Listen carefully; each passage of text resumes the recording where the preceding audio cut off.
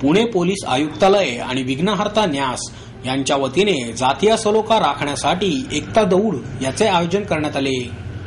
परिमंडळ 1 ची दौड नळ स्टॉप चौक ते शनिवार वाडा, परिमंडळ 2 ची दौड संत कबीर चौक ते शनिवार वाडा, परिमंडळ 3 ची दौड पुणे विद्यापीठ चौक ते शनिवार वाडा आणि परिमंडळ 4 ची दौड पर्णकुटी चौक ते शनिवार वाडा अशी आयोजित करण्यात आली होती।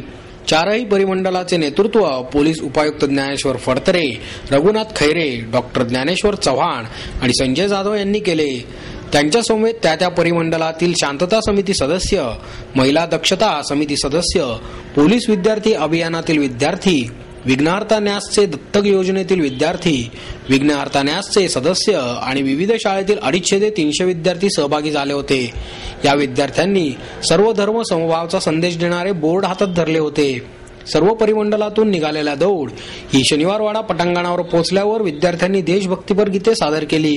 यावेळी पोलीस आयुक्त मीरा बोरवणकर, माजी कसोटीपटू चंदू बोर्डे, विघ्नहर्ता न्यासाचे राजीव साबळे, मिलिंद भोई, महाराष्ट्र कबड्डी संघाचे माजी कप्तान शांताराम जाधव आदी उपस्थित होते। जातीय सलोखा कायम राहावा यासाठी दौडचे आयोजन केले असल्याचे ज्ञानेश्वर फडतरे यांनी यावेळी सांगितले।